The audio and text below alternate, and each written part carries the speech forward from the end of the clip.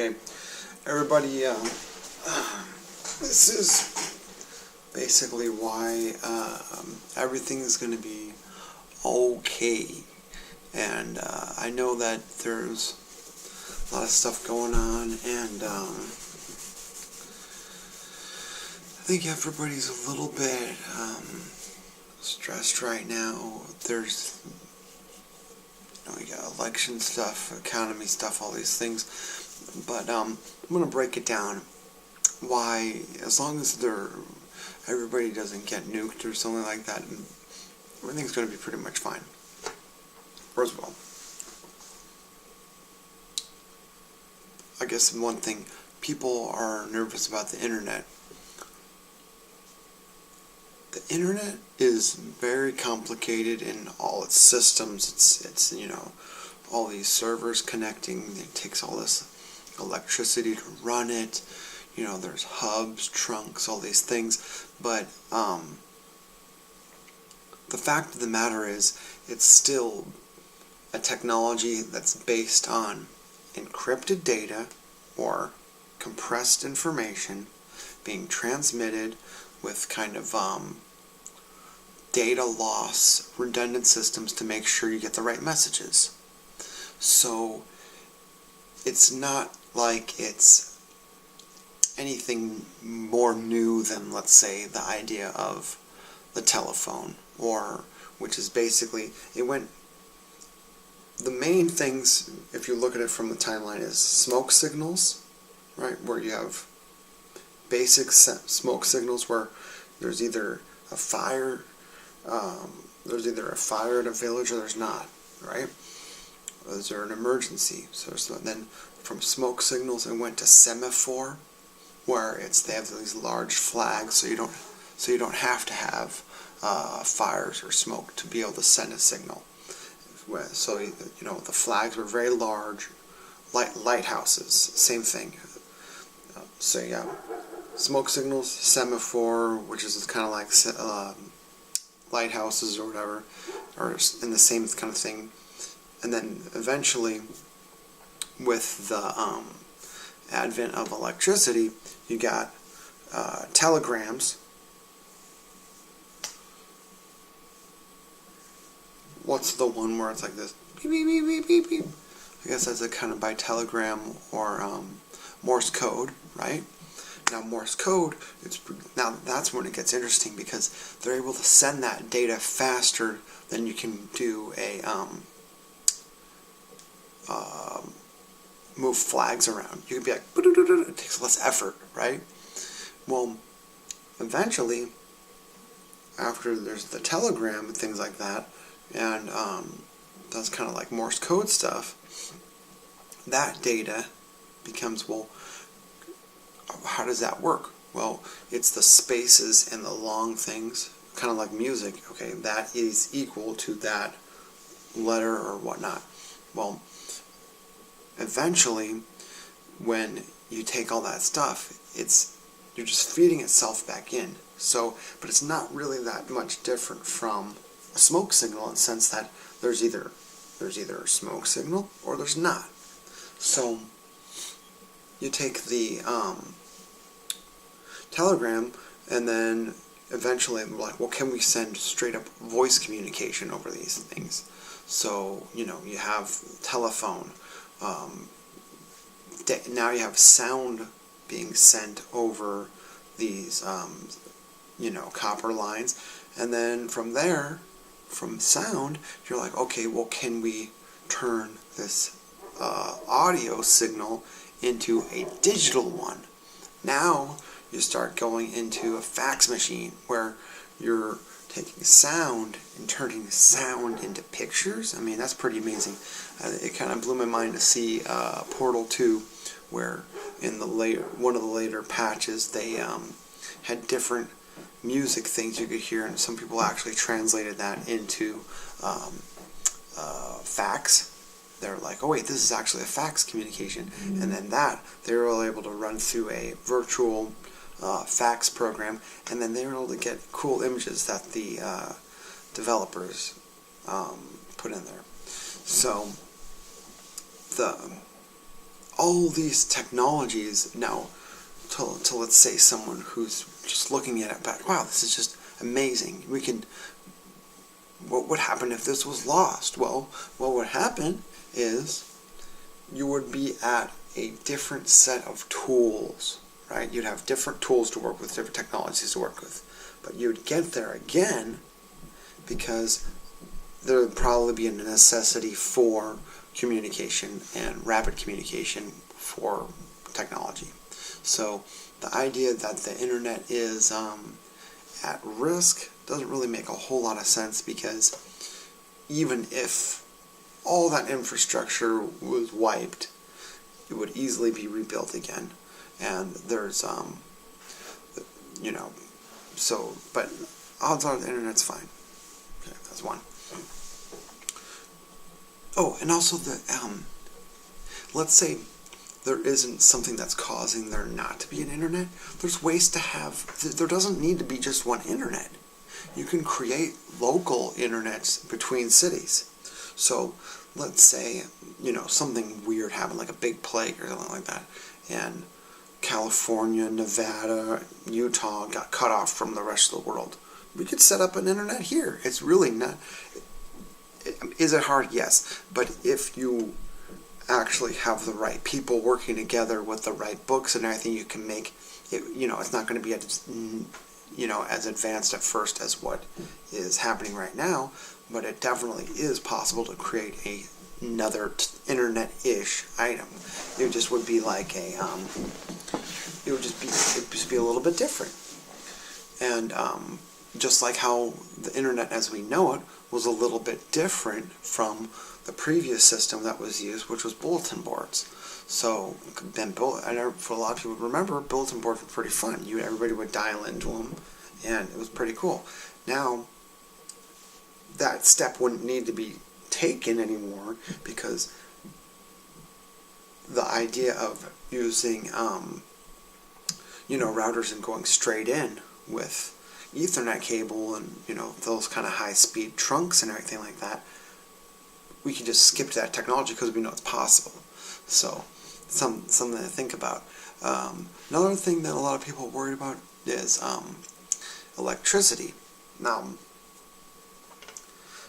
what a lot of people don't understand is electricity is so abundant.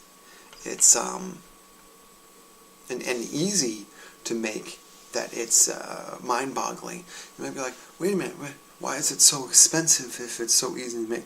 Well, a lot of it has to do with what is accepted, what's allowed, what's proper, right?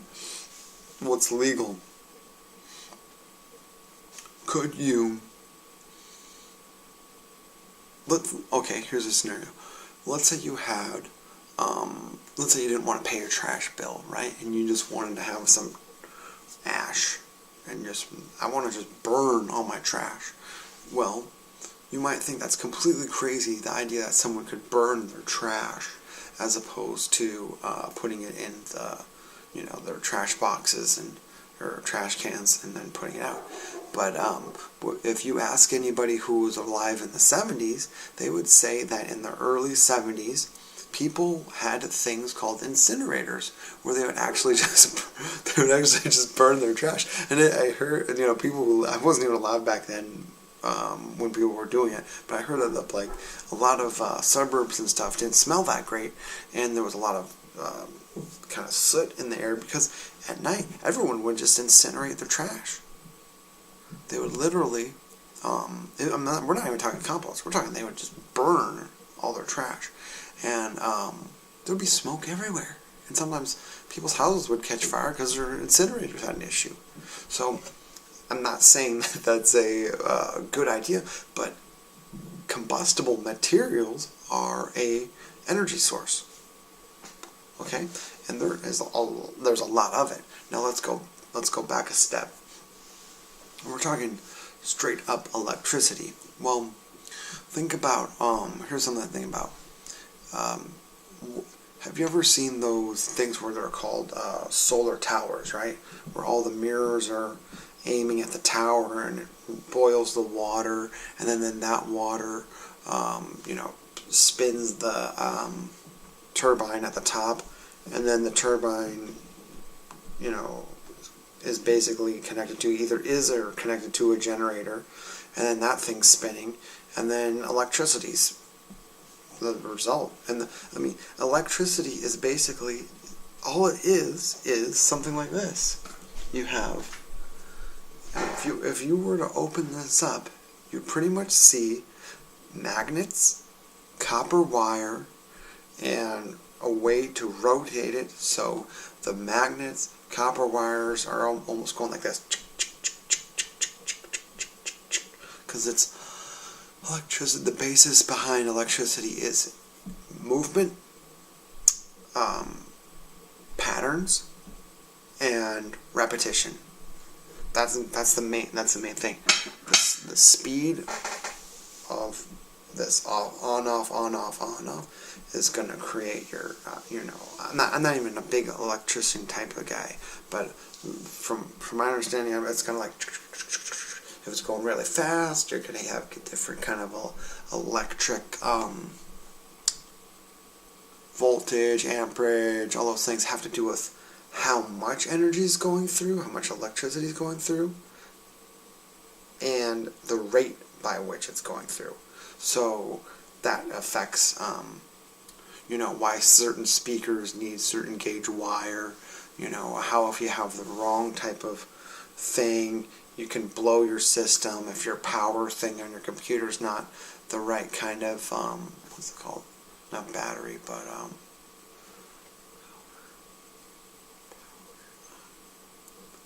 I don't know, the thing I just bought. But if it's not the right size, a lot of it has to do with how many coils and how much literal copper wires in the thing. That's why some of the more expensive ones are heavy, because there's just a lot of coils of copper wire in it. They're insulated in the right way, and they have the right resistors, so it stays at a certain, almost like staying at a certain musical tempo. The energy's got to be flowing at a certain musical tempo. And I know it sounds really complicated, but it's reproducible, and you don't necessarily need that advanced stuff to get very big things done. The reason why things have gotten so complex is because we're trying to do very fine things with small spaces. We want to use less spaces, less heat, less sound. Thus, you need to have very advanced technology in order to, kind of deal with the power that's going through these things. If you want to do things like render games at 60 frames per second, render video at 1080p, things like that, it requires more effort from your computer. But it's really not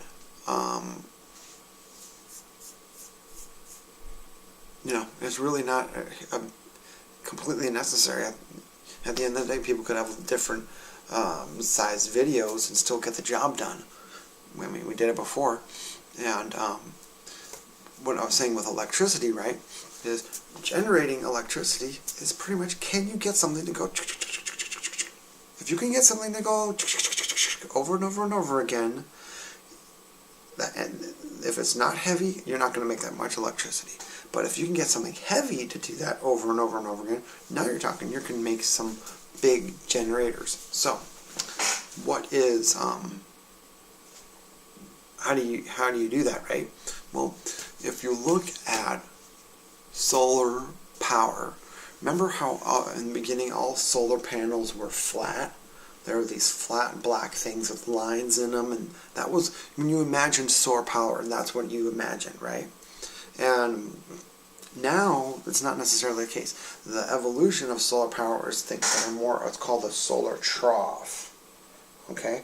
Why? And then, so the parabolic, you have a parabola here, it's kind of shaped like this, and then the light comes down, bounces around, and it hits all at one point, which is this kind of like bar. Okay, so they have this big bar, kind of like if you look right here in my Look at my closet. You see this bar? Imagine a parabola. Imagine we rotate this, right? So instead of like this, we go, right? And you have a solar trough. So light's hitting that bar all at one point. And along. So the whole idea with the solar trough stuff is that light is hitting these things and it's heating up something in there. It's water or whatever, some chemical, something, right? That heat is eventually transferred and then goes back into something like a, another turbine, which is spinning at a certain rate and it's heavy and it goes, makes electricity. So you might be thinking, wait a minute, that's really complicated. How, if there was a major issue, how would that be, how would you work around that? I mean, that just seems so complicated. Okay. Well, here's the thing. Solar panels started like this. Now they're going like this. Well, no, now they're going like this with their troughs, right? They're not going to stay like that forever. Eventually, you're going to have parabolas that are in 3 dimensions, kind of like a, wait, I have one. It's like this.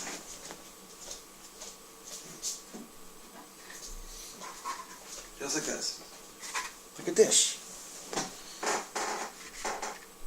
And that's where it's going to go eventually, where it's a 3-dimensional. This is very crude when I just did it for... And so imagine you have... Imagine this is smaller, right? And then they're all focused at a certain point. Now, it's not even 3 times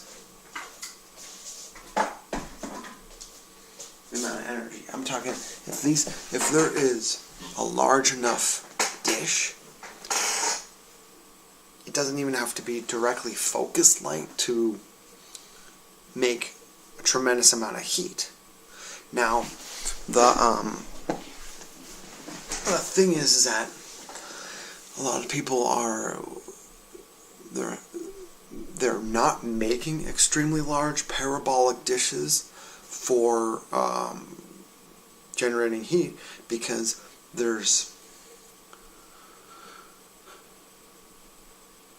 if you make your dish too big, you could almost instantly turn the water into almost like almost explosive heat, explosive temperatures. And large enough parabolic dishes that are mirrored properly can melt rocks, steel, things that have extremely high melting points with ease. And so then making a mirror like that is actually not that hard. So the making a parabola like that isn't that hard, because the light in of itself isn't what creates the light in of itself isn't what's doing the damage to the dish itself. So the dish isn't really getting overwhelmed with heat. It's only that certain point that's right there. So the thinking behind my thoughts on energy production is, well, what are we afraid of? Why aren't we channeling that tremendous amount of heat energy in order to make something go? And the thinking is on it, there's no way to capture it, okay? Because you're going to melt the very equipment that you're trying to use. There's no kind of Stirling engine that can handle those kinds of temperatures to make it worthwhile to use a 3-dimensional parabolic on that kind of scale. And I'm saying if push comes to shove, necessity will get there. I have some concepts, some ideas on how to do that, but the idea is, well, why? For example, let's say you're generating electricity, right? Why generate electricity and then create molten salt with the byproduct of the solar tower, right? Because a lot of people say, okay, well, you can only make electricity during the day with the solar tower, and so what they do is they melt salt and they create this molten salt. It's almost like a thermal battery, right? My idea is, why use that electricity to make molten salt if you can use that electricity to make oil, or more specifically gasoline or different forms of petroleum? And you might be thinking, wait a minute, why would you use solar energy to create gasoline? It's almost crazy, right? Here's my thoughts on it. Gasoline is almost like a weird kind of battery, right? You can put it in your car and you can drive around, but it's a battery that doesn't really go bad that fast. So, I mean, if you think about it, batteries, if you leave them around the house, they can go bad, they'll stop working, they get rusty or whatever. Gasoline can do that too. It can kind of eat your fuel tank or whatever. If you don't use it, it can settle and it can be not good. But in general, it's pretty good, right? People use it. So what I'm saying is, what if instead of taking that electricity generated from the parabolic in 3 dimensions to, let's say there's not a grid, you could use that electricity to turn. Now this is actually something that people are doing, but they're not. Okay. I got Rinaldo here. One of the thinkings is people in Great Britain came up with a way to take carbon emissions in the atmosphere, in the air, basically dirty air, and turn it into usable petroleum. And what they had to do was they had to use water, very little other chemicals, a lot of containers to separate the things, a lot of filters, and a tremendous amount of electrical energy. And they were able to turn basically dirty air into clean air and petrol or gasoline. Now you might be thinking, well, why would you do that if it takes more electricity than it would be to...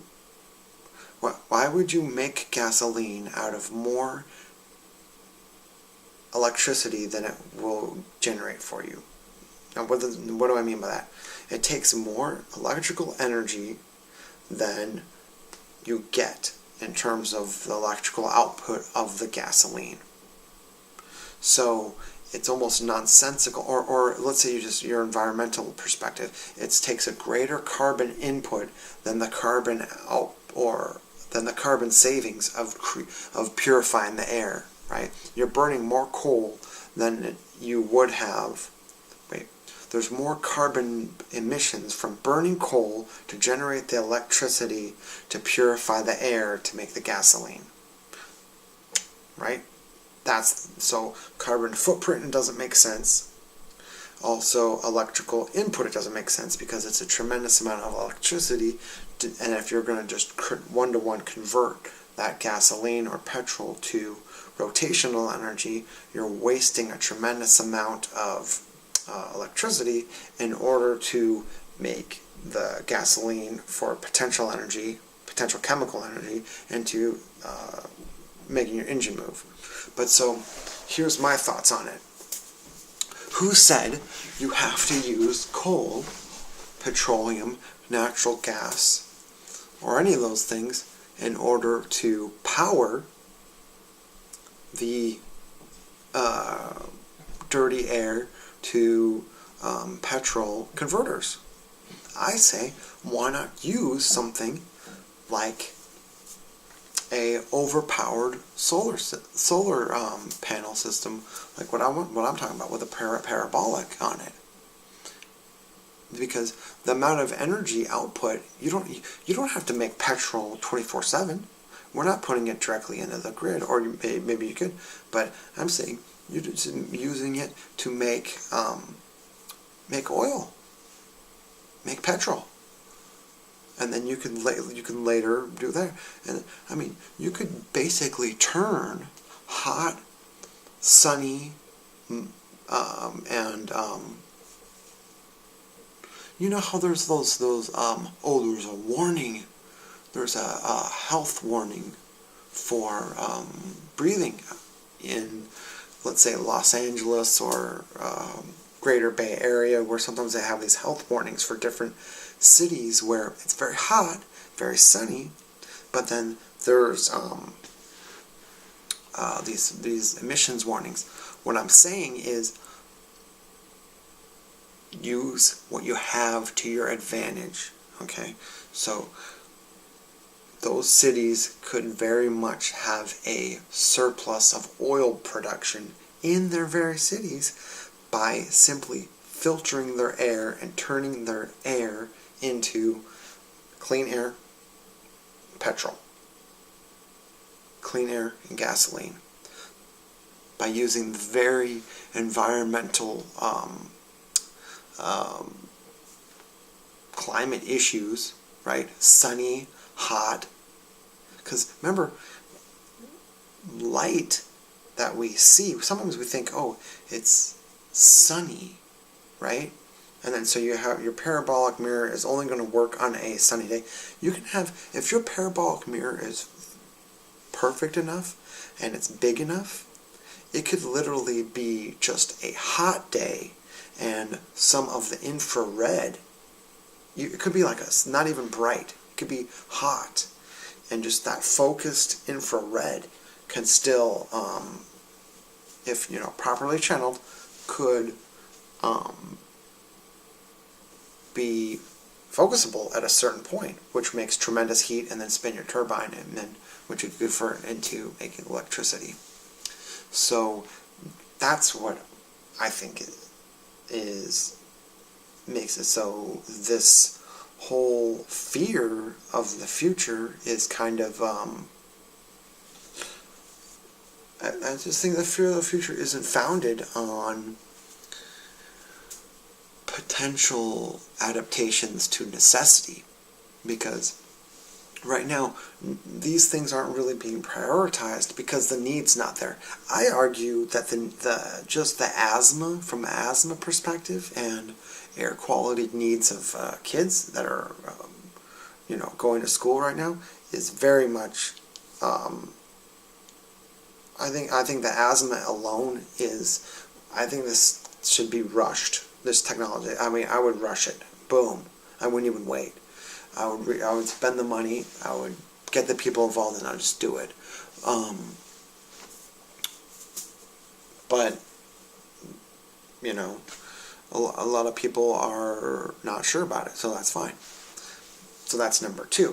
First one was internet. What would happen with the internet? I'm scared that we'll lose the internet someday. Not going to happen. There's too many ways to make another one. Two, electricity. I'm scared there won't be electricity. Electricity is everywhere. Electricity opportunities are everywhere. Push comes to shove. Just make a reflective service. We'll figure it out. We're nowhere. We haven't even started tapping into it. Three is getting satellites into orbit. Okay, so this is something I was talking about a little bit. Veridon.com. How do you get satellites into orbit? Okay, right now we're doing rockets. Okay, we've been doing it a long time. It does make sense. You have the rocket, and then you really force your way through that gravity. You go up, and then you put your rocket, your satellite payload up there, and then your thing floats around, and you're doing great. Okay, the problem is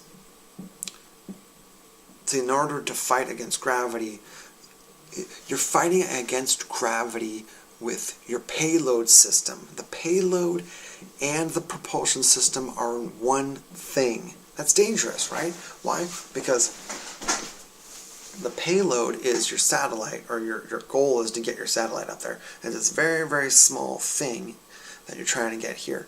Well, my challenge to everybody, because actually I was just playing Sid Meier's Alpha Centauri last night, and I was thinking, like, you know what? There's really no good orbital insertion system that's even brought up in that simulation. And the closest thing they have to it is a not an orbital tether, but this kind of the thing where it's such a there's something in orbit and it goes all the way down to the planet, and it's kind of like a mag rail, and it goes to the top, and you just ride the space elevator. I think the space elevator is just a waste of money, really. I think rockets are a waste of money. We already have a better technology, and I'll explain it to you. We haven't thought about it in this way. We haven't thought about it critically yet. I don't know if you saw the movie Wanted, but in the movie Wanted, they're talking about they're firing a bullet really, really, really, really far. And one of the way they did it was with this corkscrew motion. So they put grooves on their thing so it's corkscrewing, and it made it more accurate over long distances, right? There was another guy and his friends that did an experiment where they were throwing a basketball. So they're throwing a basketball from like an extremely high cliff. They just throw the basketball, and it kind of, the wind just takes it wherever. Then they did the basketball with some good backspin, and it makes a perfect little arch. The bottom line is rotation helps when you're trying to get something through wind resistance, okay? So, here's what you do. You create a spiraling kind of a monorail / railgun system that looks kind of like a snake. That is, you know how they smell, like, you know, where the snake is coiled up, or it looks like a soft serve or a dog turd or whatever you want to do. So you got like your entrance to your dog turd, and then it goes around and around and around. I mean, this is going to have to be huge to build it, and it's basically one giant rail gun, round and around and around and around, and then finally, so I'm going to go low, and then finally, as you get closer, it like rotates up, and then it just becomes spinning. And the whole point is so you're not having to fight against all of Earth's gravitation at once. Because if you just go straight up, at a certain point, you're really fighting against it. The G-forces get nasty. We don't want that. We want it to be a gradual fighting against the Earth's gravity. And so that way you can focus on when you're going up, you're just trying to get that rotation up. So your payload is actually like an egg, okay, an egg shape that has grooves on it, slightly grooved surface, so that way it's spinning, and then so you're firing this satellite straight up into the air, and then you're able to use your computer models so that, here, let's do it with Ronaldo here, so it's going